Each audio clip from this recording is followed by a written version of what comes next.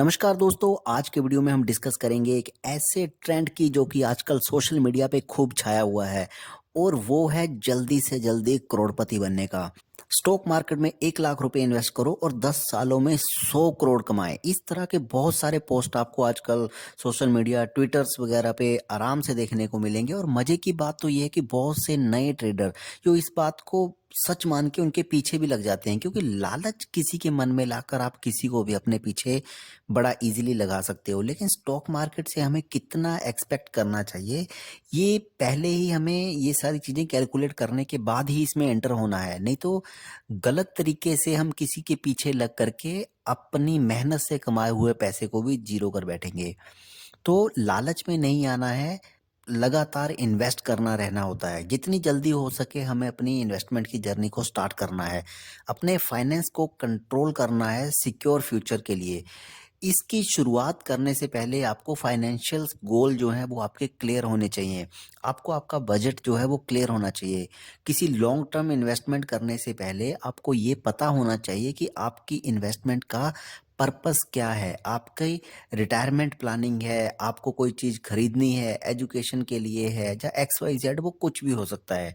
अब आपकी सैलरी कितनी है, अब आपकी इनकम कितनी है, उसको समझते हुए आपको अपने टारगेट, सेविंग्स, इन्वेस्टमेंट उसी हिसाब से प्लान करनी होती है।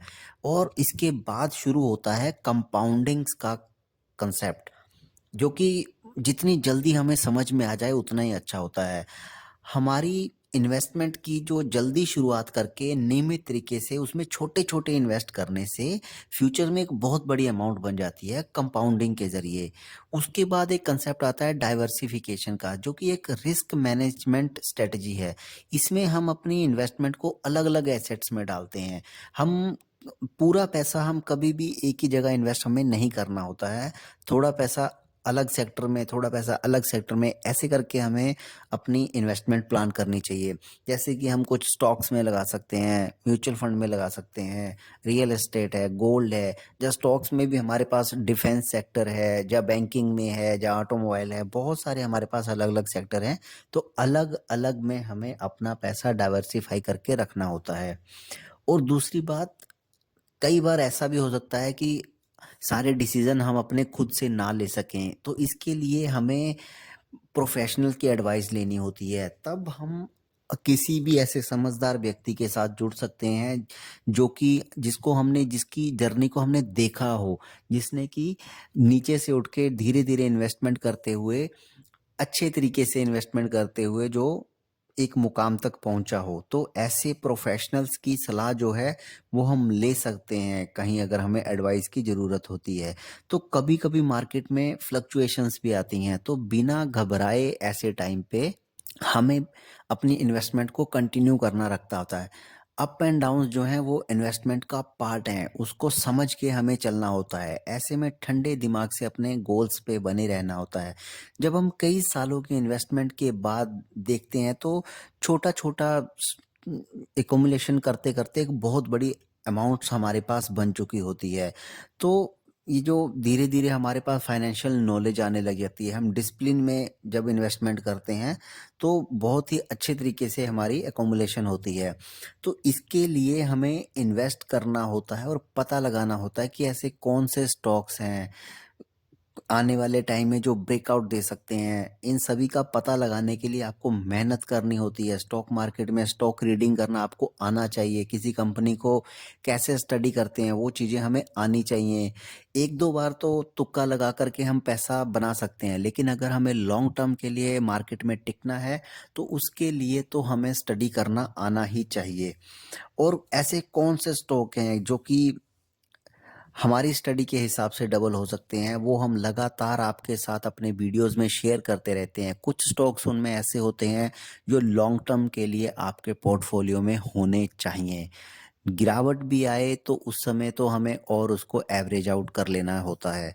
और कुछ स्टॉक्स हम अपने वीडियोज़ में ऐसे बताते हैं जो कि स्विंग ट्रेडिंग के लिए होते हैं, जिनको आपको 2-3 महीने के लिए अपने पास रखना होता है और उसमें आपको 10 से 15 से 20% तक का प्रॉफ़िट आराम से मिल जाता है शॉर्ट टर्म पीरियड में। तो हर तरीके के स्टॉक्स हम अपने वीडियो में बताते रहते हैं। अगर आपको ऐसे स्टॉक्स की ज़रूरत है तो आप हमारे पुराने वीडियोस चेक कर सकते हैं और उनमें देख सकते हैं जिन जिन वीडियोस का हमने बिजनेस डिटेल में करके डाला हुआ है। तो एसआईपी मोड में किसी भी स्टॉक्स को अगर हम बाय करते रहते हैं तो उसमें क्या है, टेम्परेरी फॉल आने पे हमें घबराना नहीं होता, बट अपनी एसआईपी जो है वो कंटिन्यू रखनी होती है। पेशेंस बहुत ज़रूरी है मार्केट में। तो ये थी आज की वीडियो, जिसमें कि सिर्फ ये बताने के लिए था कि जो ट्रेंड सोशल मीडिया पे चल रहा है जल्दी करोड़पति बनने का, किसी दूसरे के इन्वेस्टमेंट को हम देखते हैं कि वो कैसे करोड़पति अपने आप को दिखा रहा है, और सोशल मीडिया पे तो कुछ भी पोस्ट डाल दो, फेंकने में क्या जा रहा है, जितनी मर्जी लंबी लंबी फेंको। तो ऐसे लोगों के पीछे नहीं लगना है, हमें अपनी इन्वेस्टमेंट को ध्यान से अपने हिसाब से ही चलाना है। हर किसी का रिस्क एपेटाइट अलग अलग होता है, आपको भी अपना रिस्क देखते हुए उसी हिसाब से ही इन्वेस्टमेंट करना है। और जो सही सलाह देते हो, जो ऐसे यूट्यूब चैनल या फिर सोशल ट्विटर पे या इंस्टाग्राम पे अगर आप किसी को भी फॉलो करते हो, तो अगर कोई अच्छी सलाह देता है तो उन्हीं को देख करके ही आगे बढ़ना है, लालच के साथ किसी के पीछे ना लगें। तो उम्मीद है आज की वीडियो आपको पसंद आई होगी। बाकी पढ़ते रहिए, सीखते रहिए, बिना पढ़े स्टॉक मार्केट में गुजारा नहीं होने वाला है। किसी दूसरे पे डिपेंड रह करके आप सारी उम्र नहीं काट सकते, कुछ सालों तक हो सकता है आप किसी के भरोसे रह सकते हैं, लेकिन लॉन्ग टर्म के लिए अगर आपको पैसा कमाना है तो आपको खुद की स्टडी पे ही रहना होगा।